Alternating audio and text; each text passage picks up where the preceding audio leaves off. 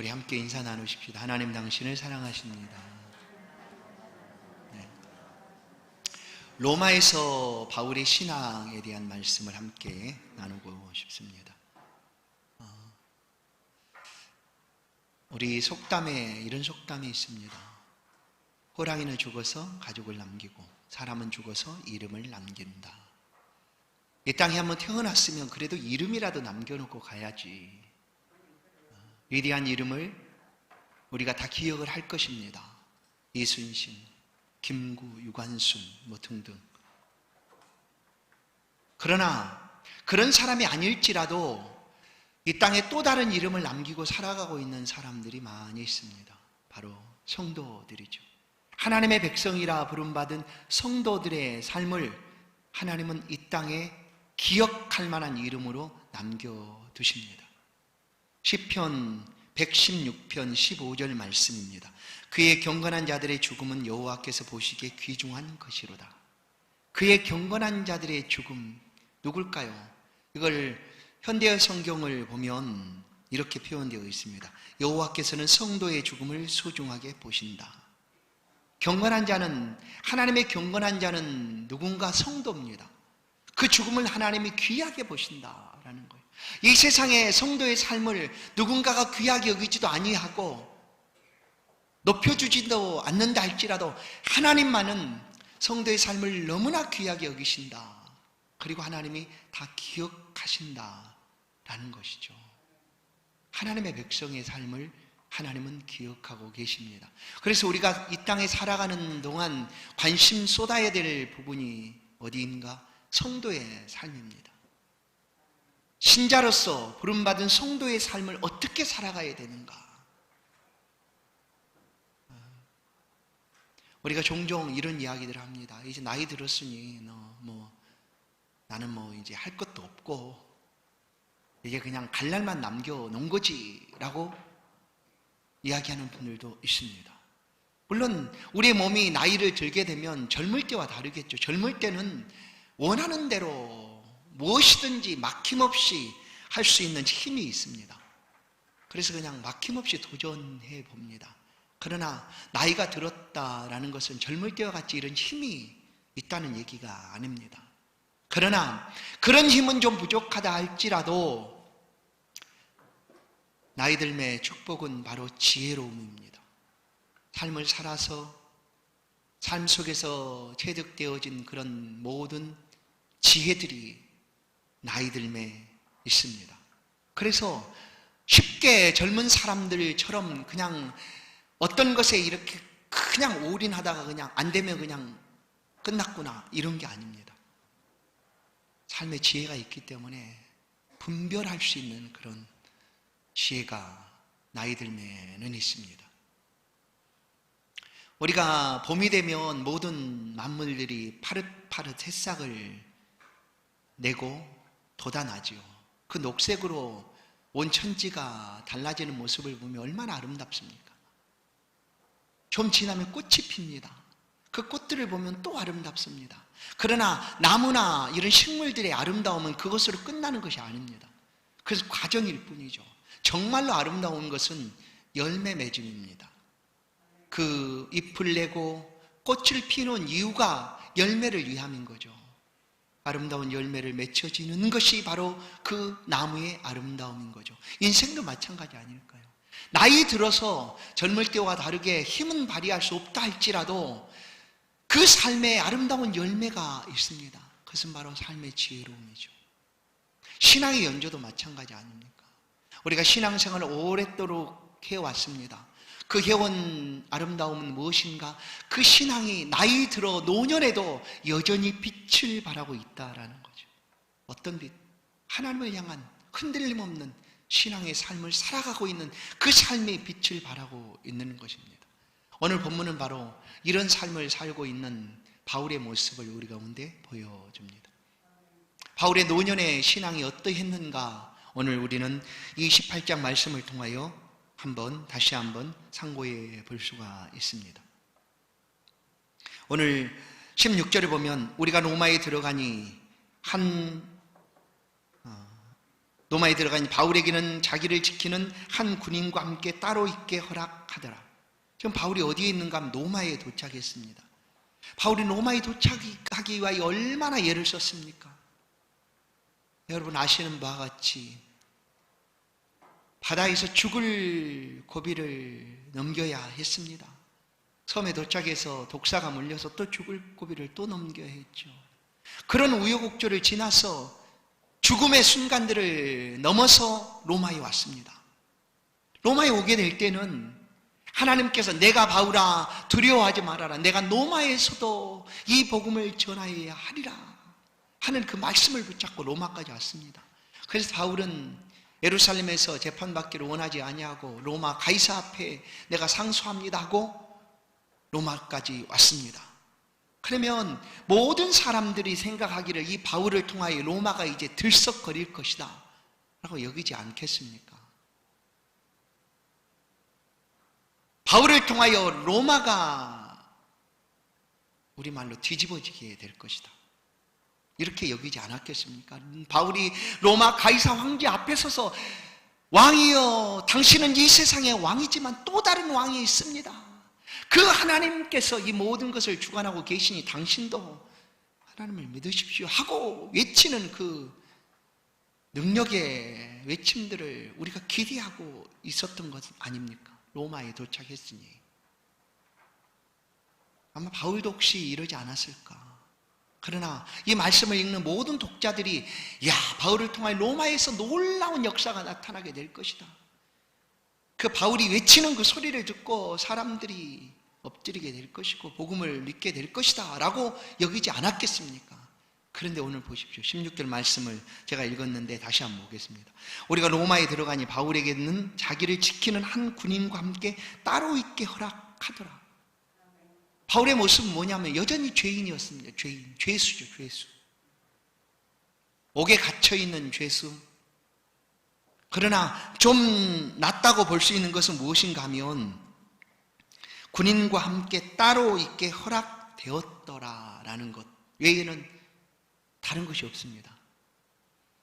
옥에 갇힌 죄수도 있고 가택연금, 집에서 벗어나지 못하는 그런 제재를 받는 사람도 있지 않습니까? 지금 바울이 로마에 갔지만 마음껏 자유롭게 로마 시내를 다니면서 황제 앞에서 복음을 전할 수 있는 그런 처지가 아니었습니다. 옥은 아니었지만 그냥 따로 집을 얻어서 있었지만 군인이 지키고 있는 그런 가택연금과 같은 그런 수준의 삶을 바울이 지금 살고 있는 거예요. 죄수입니다. 얼마나 혹시 바울이 불편하지 않았겠습니까? 아니 하나님 이러려고 나를 이 로마까지 보냈습니까? 하나님께 원망하고 불평할 수도 있지 않겠습니까? 아니 그럴 바에야 이렇게 할 바에 그냥 예루살렘에 내버려 두시지 왜 이곳까지 그 고생하면서 오게 하셔서 결국 이곳에 왔는데 이게 뭡니까 이게? 마음대로 내가 다니지도 못하고 그냥 집에 갇혀있는 상태로 나를 놔두시려고 이곳에 나를 보내셨습니까? 얼마든지 그렇게 할 수도 있습니다. 바울은 하나님을 향한 한결같은 신앙을 가졌습니다. 그 신앙이 흔들림이 없었다라는 거죠. 오늘 혹시 우리는 이러지 않을까요? 하나님, 내가 예수 언제 믿겠다고 했습니까? 나를 그냥 붙들어다가 예수 믿게 하시고는 아니 좀 나를 잘 살게 하시든지 세상에 이름 날 만한 사람들처럼 그렇게 바꿔놓으시든지 그냥 이게 뭡니까? 내가 언제 예수 믿겠다고 했습니까? 그냥 다른 사람들 사는 정도만 살도록 놔두시지 왜 그보다 더 못한 삶을 살게 하십니까? 하고 우리의 삶의 환경들을 바라볼 때 누군가는 하나님 앞에 원망을 늘어놓지 않겠습니까? 우리는 어떨까요? 우리 예수 믿기를 시작하면서 우리의 삶이 달라지고 큰 역사가 일어나서 변화될 것이라고 여겼습니다. 그러나 사실 변화는 없습니다. 여전히 똑같지 않습니까? 힘들고 어렵게 살아가는 것도 마찬가지고 보통의 사람들만큼만 살아도 좋겠어요. 그런데 어느 날 하나님이 예기치 않은 시험이 몰아닥쳐서 그냥 주저앉혀버렸어요. 나를 어떻게 하라고 이러십니까? 하고 하나님 앞에 쏟아 놓을 수도 있지 않겠습니까? 그런데 바울은 그런 상황 속에서 하나님을 향한 그 믿음과 신앙이 일정합니다. 그 노년의 신앙도 여전히 변함이 없습니다. 이것은 놀랍습니다. 왜냐하면 그가 부름받은 장면을 보면 알 수가 있습니다. 바울이 부름받았을 때 어떻게 부름을 받았습니까? 기적이 일어난 거예요. 기적이. 다메섹 길에서 그야말로 기적이 나타난 거죠. 죽었던 예수께서 그를 만나주셨다라는 거죠. 이런 기적들이 그가 사역하는 복음 전도 현장 속에서 많이 나타나지 않았습니까? 죽은 유두고를 살려내기도 하고요. 그렇죠. 귀신을 내어 쫓기도 하고요. 병든 자를 고치기도 하고요. 바울이 지나가면 그림자가 덮일까 하고 사람들이 몰려들었다라는 거예요. 그런데 그의 노년의 삶은 어떻습니까? 그냥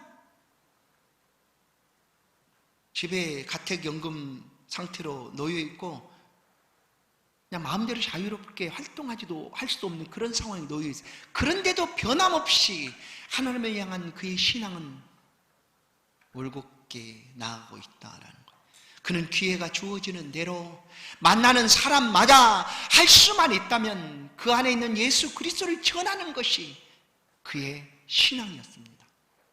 원망하고 불평하기보다 하나님께서 허락하신 그 삶의 자리에서 최선을 다하여 어떻게 해서든 예수를 전하는 삶을 살고자 하는 것이 바울의 인생 마지막 신앙이었습니다. 오늘 그 모습을 우리는 바울을 통하여 볼 수가 있습니다. 로마에 갔지만 죄수로 여전히 집에 갇혀 있습니다. 그러나 기회를 얻어서 그 로마에 살고 있는 유력한 유대인들을 초청합니다.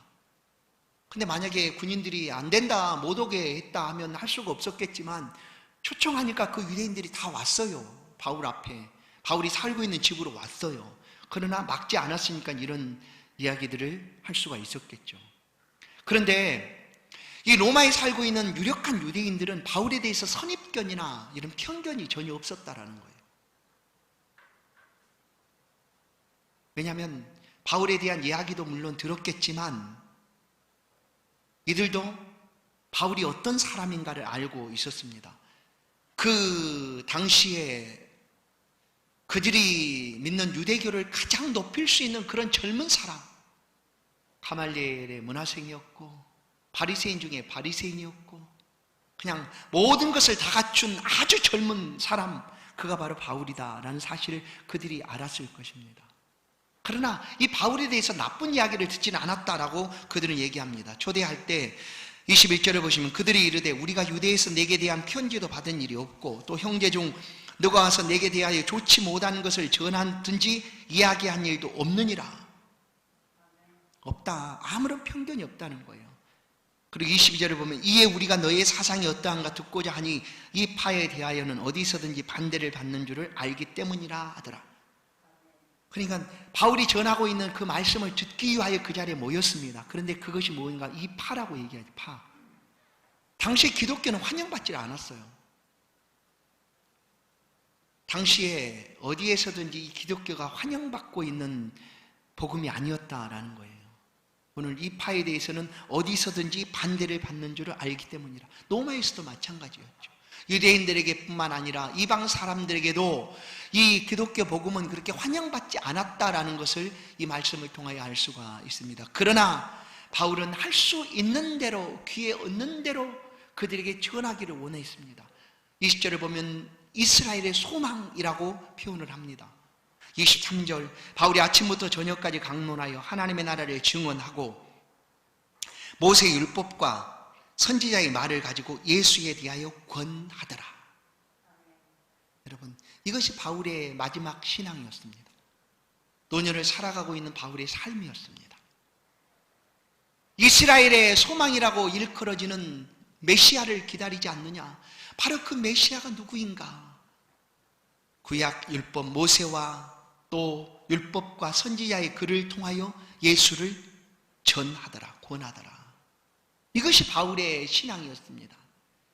아유, 나를 이 로마로 보내시더니 정말 하나님 왜 여기다 이렇게 처박아 두십니까? 나를 로마로 보냈으면 좀 사람들 앞에 그냥 예전에 행하시던 것처럼 그렇게 좀 하시지, 왜 나를 이렇게 한 집에 가둬놓고 꼼짝달싹하지 못하도록 그렇게 하십니까?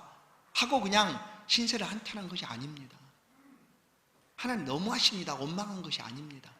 그냥 그 삶의 자리에서 최선을 다하여 그 신앙의 삶을 바울은 살고 있는 거예요. 그것이 바울의 마지막 생애였습니다. 오늘 본문을 보시면 28장 30절 31절 말씀입니다. 우리 같이 한번 이 말씀을 읽도록 하겠습니다. 28장 30절 31절 읽습니다. 시작.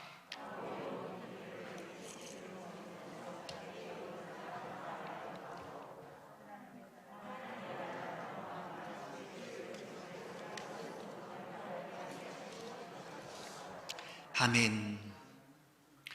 바울은 로마에서 순교하여 죽임을 당합니다. 순교하기까지 약 2년 가까이 로마에서 그 옥속에 살았습니다. 새 집을 얻었지만 그 군병이 지키고 있는 그런 집이었죠. 그 살면서 할 수만 있다면 기회를 얻는 대로 하나님의 말씀을 전하고 예수 그리스도의 복음을 전하는 삶을 살아갔습니다. 이것이 바울의 마지막 신앙이었고, 이 신앙이 곧 성숙한 신앙이 아닐까 우리 가운데 보여줍니다. 성숙한 신앙은 원망하지 않습니다. 아니, 왜 하나님 나를 이렇게 만드십니까? 아니, 끝까지 하나님의 행하심 앞에 순종합니다. 그것이 성숙한 신앙이죠. 뿐만 아니라 놓여진 상황을 불평하지 아니하고 다 받아들입니다. 연약한 자리에 넘어가 있을지라도 그래도 하나님이 살아계시고 하나님이 우리를 도우신다, 하나님이 이 삶을 바꿔 놓으실 것이다 라고 믿고 그 자리에서 원망 불평하지 않고 그 삶의 자리에서 최선을 다한다는 것, 그것이 바로 바울의 신앙이었습니다. 이것을 성숙한 신앙이라고 우리는 말할 수가 있지 않겠습니까? 바울이 그동안의 삶의 행적들을 보면 쉽지 않은 일일 수 있습니다. 그러나 하나님께서 자신을 어떤 자리에 보내시든지 높이시든지 낮추시든지 그 하나님의 말씀 따라서 최선을 다하여 살아가고 있는 거죠. 서두에 말씀드린 대로 우리는 예수 믿고 우리의 삶의 자리가 높아지기를 원하는 것이 분명합니다. 좀 보란듯이 예수 믿음을 그렇게 자랑하고 싶은 것이 우리들 아닙니까? 예수 믿었더니 이렇게 달라졌다, 좀 봐라. 그러니 당신도 예수를 좀 믿어라. 예수 믿으니까 이렇게 변화되고 달라지지 않았느냐? 소위 말해서 세상에 성공하지 않았느냐? 예수 믿어서 된 거다. 그러니 좀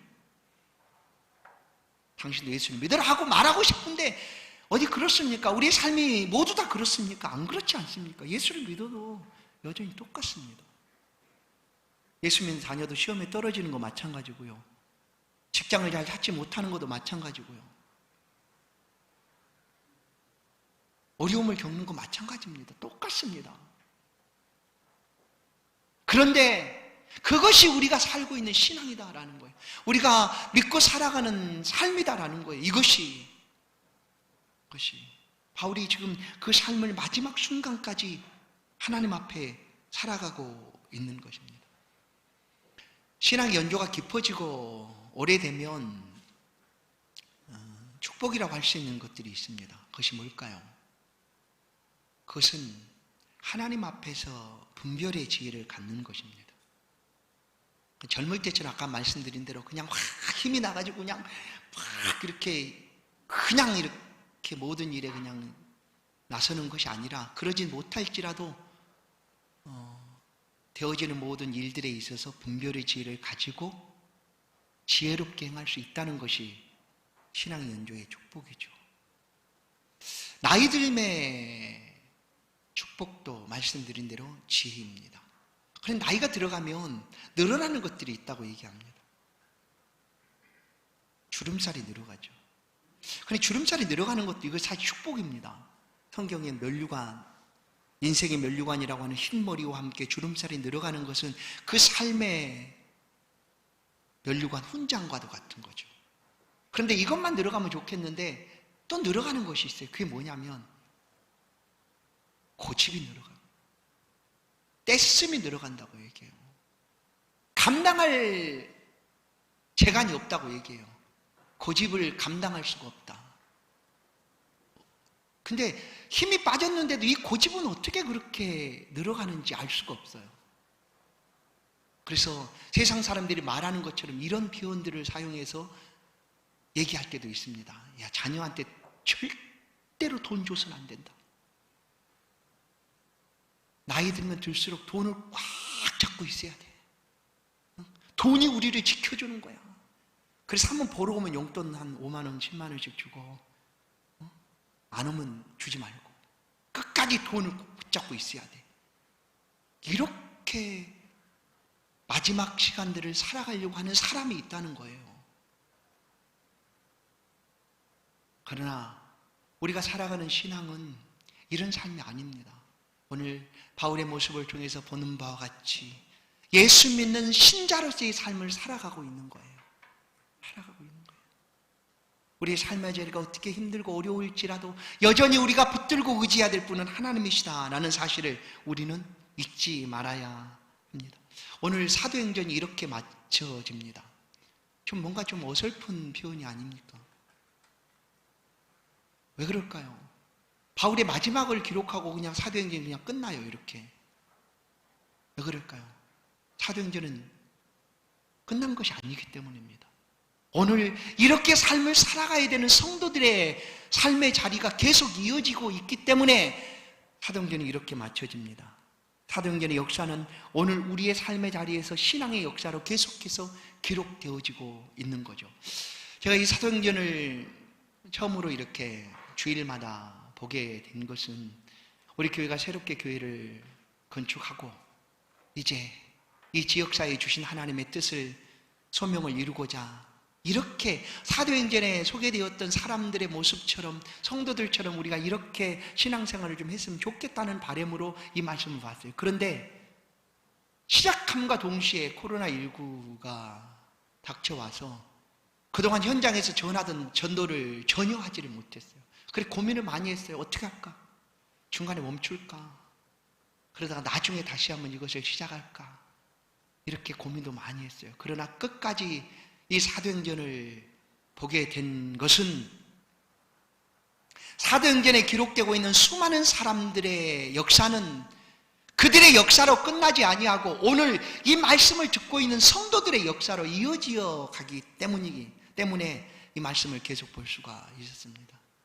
성도 여러분, 오늘 우리는 이 지역사회의 사도로 또한 복음을 전하는 신앙인으로 우리가 삶을 계속해서 살아가게 됩니다.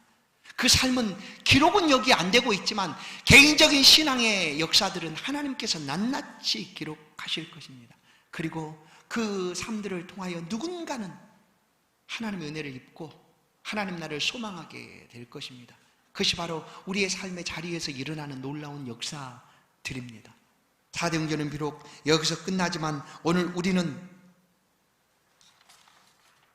이 삶을 계속해서 살아가야 합니다. 여러분은 어떠십니까? 여러분의 이름을 이 땅에 남기고 싶으십니까? 야, 그래, 예수 믿는 그 누구 정말 대단했지. 그런 이름을 남겨두고 싶으십니까? 혹시 그렇지 않는다 할지라도 아무런 문제가 없습니다. 성경의 인물들은 꼭 그런 사람들만 기록된 것이 아닙니다. 우리 앞에 이름도 없는 사람들의 이야기들도 기록되어 있습니다. 저도 사실 예수 믿었으니까 보란듯이 말씀드린 대로 그렇게 좀 이름을 남기고 싶다. 임마누엘교회 민병태 목사하면 사람들이 다 알만한 그런 사람이 되고 싶다. 그런 마음이 있을까 없을까요? 사실 없어요. 저는 그럴 그릇도 아니고. 그러나 제가 여기에 있는 이유는 딱 하나입니다. 나를 위해서 있는 게 아니에요. 성도들 여러분들을 위해서 이 자리에 저는 있습니다. 여러분들의 삶의 자리가 좀 힘들고 어려워도 하나님의 말씀은 그 삶이 가장 복된 삶이다라는 것을 말씀하고 있으니 그 말씀을 전해주고 싶어서 여러분이 신앙으로 살아가는 그 삶이 가장 잘 살아가는 삶입니다라는 것을 외치고 싶어서 이 자리에 있는 거지. 내가 무슨 세상 사람들이 알만한 그런 유명한 목사가 되고 싶어서 이 자리에 있는 거 전혀 아닙니다. 여러분, 우리의 신앙의 삶은 우리를 높이기 위하여 있는 것이 아니라 수단과 방법이 어떠하든지 예수 그리스도가 나를 통하여 드러나고 있다면 그것으로 우리는 행복합니다. 그래서 이 자리에 있는 거예요. 여러분, 예수 그리스도께 십자가에 못 박히실 때 사람들은 아우성 쳤습니다. 십자가에 내려와 봐라. 그럼 내가 너를 믿겠다. 지금 당장에 내려오면 내가 너를 믿겠다. 라고 예수님 앞에 쏟아 놓았습니다. 그러나 예수님은 그렇게 비방하고 비수를 던지고 있는 그들을 향하여, 십자가에 못 박고 있는 그들을 향하여 지금이라도 당장 천군 천사를 동원해서 불을 내리든지 하늘에서 비바람을 치게 하든지 그들을 싹 멸하실 수도 있어요. 능력을 보여주실 수도 있어요. 그러나 그렇게 하지 않으셨대요. 왠지 아십니까? 그렇게 하셨다면 오늘 우리는 이 자리에 없습니다. 우리의 소망은 사라지고 없습니다.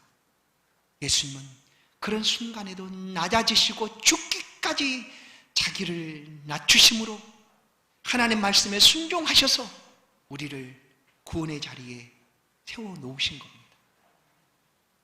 야, 예수 믿더니 왜 저렇게밖에 못 살아? 혹시 우리가 그런 말을 들을 수도 있습니다. 그래도 중요한 것은 그 믿음의 삶을 우리가 살아가는 거예요. 신앙을 붙잡고 그 자리에서 살아가는 것입니다. 여러분, 성경 인물들을 여러분 누구를 기억하십니까? 모세, 다윗 누구나 기억하죠. 여호수아 기억합니다. 나도 저렇게 되고 싶다. 그런 바람도 우리 가운데 있습니다. 그렇게 기도합니다.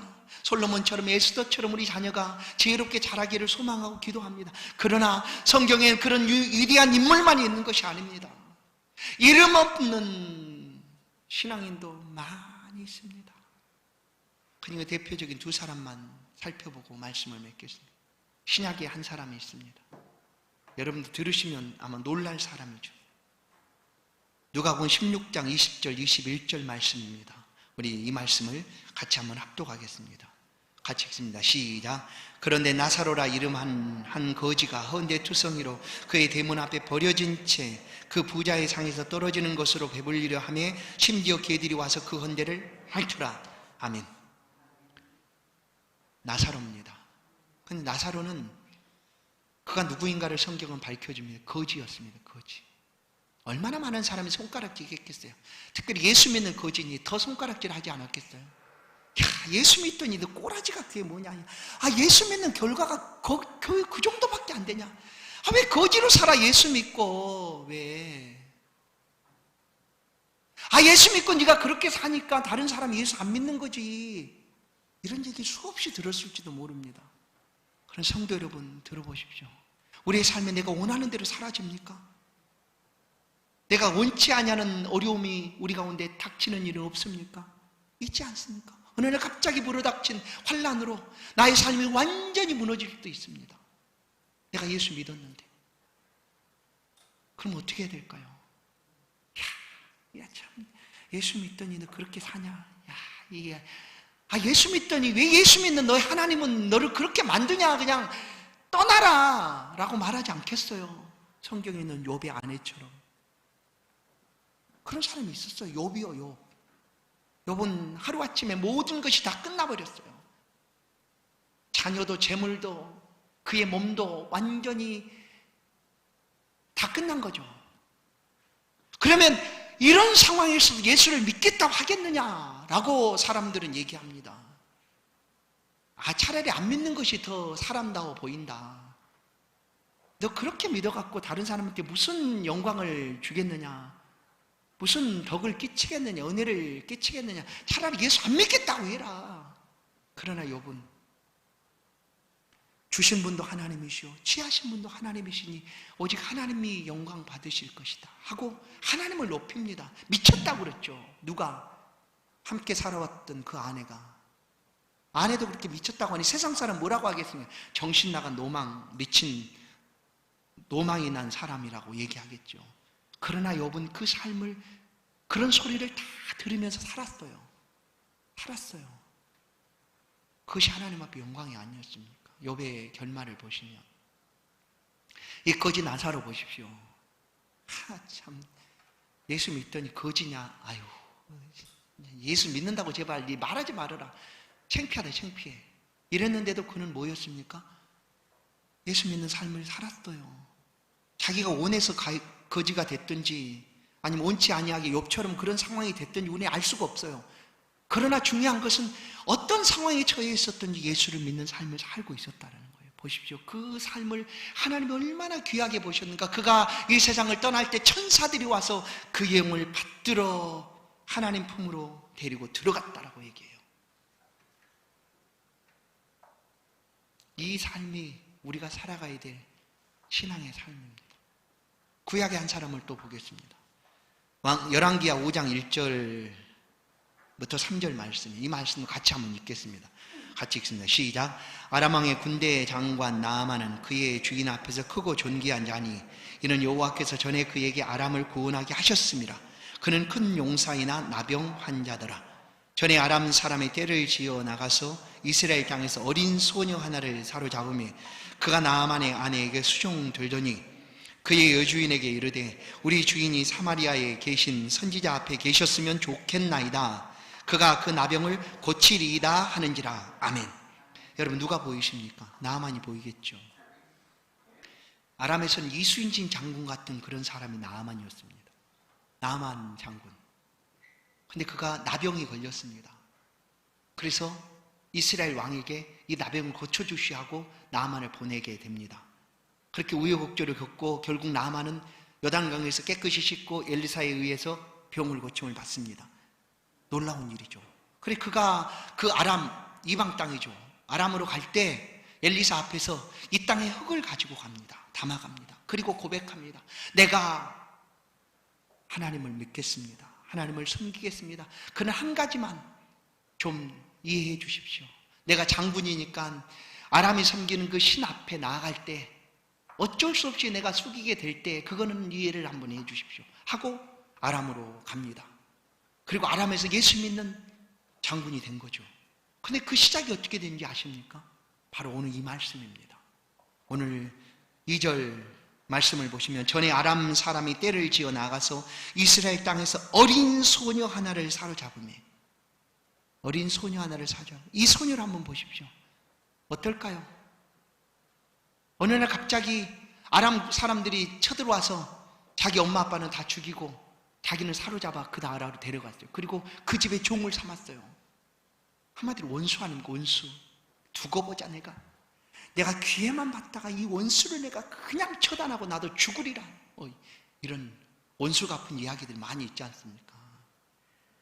원수. 근데 이 소녀는 자기를 잡아간 그 집에 어린 종으로 삶을 살아가는데 그 주인이 나병으로 고칠 수 없는 병에 걸렸다는 이야기를 이 종이 듣습니다. 어린 소녀가.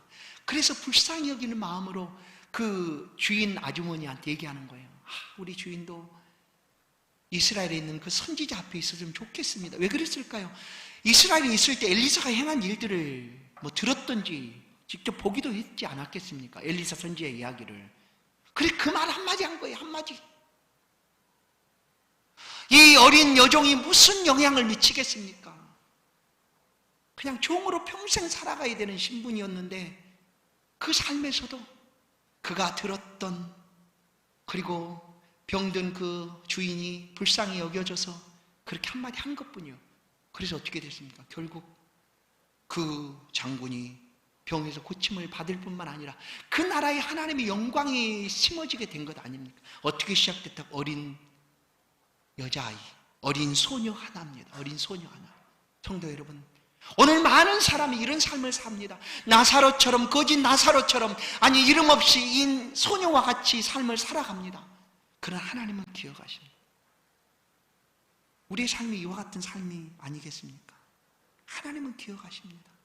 그리고 하나님께서 우리의 삶을 통하여 영광을 받으십니다. 무엇 때문에? 신앙을 가지고 그 어려운 순간에도 하나님을 의지하여 살아가고 있는 그 삶을 하나님께서 기억하시고 손뼉 쳐주시고 영광을 받으신다라는 거예요. 여러분, 지금 아무것도 없다고 말하지 마십시오. 하나님이 여전히 계십니다. 우리를 붙들고 계시고 우리를 알고 계십니다. 또한 지금까지 우리가 신앙해 왔던 그 신앙의 아름다운 열매들이 우리 안에 있습니다. 다른 사람이 잘 모를지라도, 내가 혹시 잘 모를지라도 우리의 삶의 자리에서 예수의 향기가 조금씩 어린 이 소녀처럼 풍겨나지 않겠습니까? 예수 믿으십시오 한마디 던져놓는 그 말이 세상을 변화시킬 뿐만 아니라 사람을 바꿔놓는 그런 위대한 복음이 아니겠습니까? 오늘 우리는 그런 위대한 삶을, 이름 있는 성도의 삶을 살고 있는 것입니다. 사도행전은 오늘 끝나지만 오늘 우리 안에 신앙 행전은 계속되고 있습니다. 성도 여러분, 이 좋으신 하나님과 이 믿음 붙잡고 이 어려운 때에도 열심히 살아가는 여러분의 복된 신앙 되기를 주의 이름으로 축원합니다. 하나님 감사합니다. 우리와 여전히 함께 해주시고, 우리는 자꾸 연약할지라도 우리의 신앙의 자리를 통하여 영광 받으시길 기뻐하시는 하나님 아버지, 하나님은 아시고 우리의 이름을 높여주실 뿐만 아니라 이 땅의 그 어떤 사람보다 우리를 아끼시고 붙들어 주심을 믿습니다. 하나님, 성도들이 살아가는 그 성도의 신앙을 축복하여 주옵소서. 뿐만 아니라 사도행전처럼 우리의 신앙 행전들이 우리의 삶의 자리에 계속될 수 있도록 우리를 붙잡아 주시고, 우리 홀로 걸으면 힘듭니다. 주님 함께 동행하여 주사 가는 곳곳마다 그리스도의 아름다운 향기가 풍겨날 수 있도록 우리를 사용하여 주옵소서. 예수 그리스도의 이름으로 기도하옵나이다. 아멘. 찬송 585장